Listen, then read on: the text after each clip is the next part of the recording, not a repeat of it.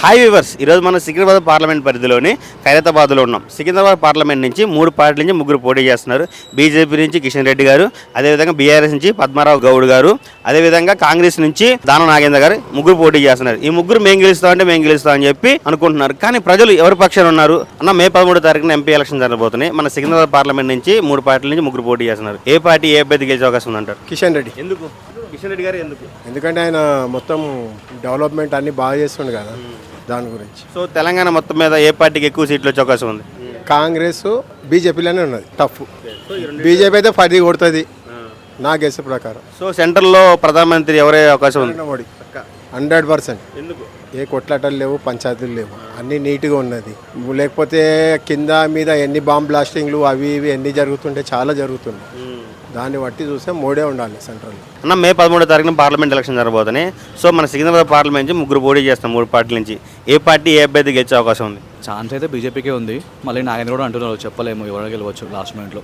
బీజేపీకి ఎక్కువైతే ఛాన్స్ అని చెప్పి అంటున్నారు. బీజేపీ ఎందుకు? మనం చూస్తున్నాం కదా, మనం ఎట్లయితే అభివృద్ధి కార్యక్రమాలు చేస్తున్నారో మన మోడీ గారు, పైన ఆర్టికల్ తీయడం కానీ, మీద మంచి మంచి స్కీమ్స్ అయితే తీసుకొస్తున్నాడు. కానీ రేపు ఫ్యూచర్లో మన ఇండియా డెవలప్మెంట్ కావాలంటే ఆయన చేతిలో పెడితేనే మనకు మంచిగా ఉంటుంది. కిషన్ రెడ్డి గారు కొంచెం 4 మాటలు చెప్పాలంటే ఏం చెప్తారు? మంచి వ్యక్తి, అభివృద్ధికి సహకరిస్తాడు, పిలిచినా వస్తాడు, సపోర్టింగ్ ఉంటాడు కార్యకర్తలకి. సో తెలంగాణలో ఏ పార్టీకి ఎక్కువ సీట్లు వచ్చే అవకాశం ఉంది? తెలంగాణలో ఎక్కువ అంటే బీజేపీకి ఎక్కువ వస్తుంది. తర్వాత మిగిలిన సీట్లు కాంగ్రెస్ వీళ్ళు మన టీఆర్ఎస్ పంచుకుంటారు. ఒక 6-7 సీట్లు అయితే బీజేపీకి అయితే వస్తాయి అనుకుంటున్నాను. సెంట్రల్లో ఏ పార్టీ వచ్చే అవకాశం ఉంది అంటారు? సెంట్రల్లో మోడీ వస్తాడు, మనకి దానికి తెలియలేదు. ఇంకా చెప్తున్నాం కదా, 100% నాకు మోడీ వస్తాడు. అక్కడ మనకి ఆ పైన డెవలప్మెంట్స్ కానీ, ఆర్మీకి సపోర్టే కానీ, మనకి 370 ఆర్టికలే కానీ, ఇంకా ఏవైతే స్కీమ్స్ తీసుకొచ్చా మనకు అక్కడ లోకల్లో టెర్రరిస్టులను కానీ తీసేయడం కానీ ఎట్లయితే జరుగుతుందో దాన్ని చూసుకొని మనం ఆబ్వియస్లీ మనం సపోర్ట్ ఆయనకి చేయాలనుకుంటున్నాం. సార్, మే 13వ తారీఖున పార్లమెంట్ ఎలక్షన్ జరగబోతున్నాయి. సో మన సికింద్రాబాద్ పార్లమెంట్ నుంచి ఎవరు వచ్చే అవకాశం ఉందంటారు? మేము బాగా తెలిసి అయితే కిషన్ రెడ్డి వస్తే బాగుంటుందని చెప్పి మేము అనుకుంటున్నాం. అంతే. ఎందుకు కిషన్ రెడ్డి? ఎందుకు?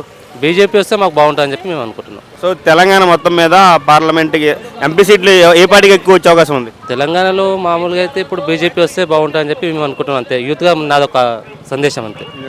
సెంట్రల్లో ఎవరు వస్తారు మరి? సెంటర్లో మోడీ సాబ్ పక్కా. ఎందుకు? ఎందుకంటే ఇప్పుడు ఆయన చేసేవి మాకు హిందూ పరంగా బాగా అనిపిస్తుంది. అంతే. మే 13వ తారీఖున పార్లమెంట్ ఎలక్షన్ జరగబోతున్నాయి. సో మన సికింద్రాబాద్ నుంచి ఎంపీగా ఎవరు వచ్చే అవకాశం ఉందంటారు? కిషన్ రెడ్డి సార్. ఎందుకు కిషన్ రెడ్డి సార్? ఎందుకు? మాకు మోదీ రావాలా. మోదీ అంటే దేవుడు. దేవుడికి ఎప్పుడు మోసం చేయొద్దు.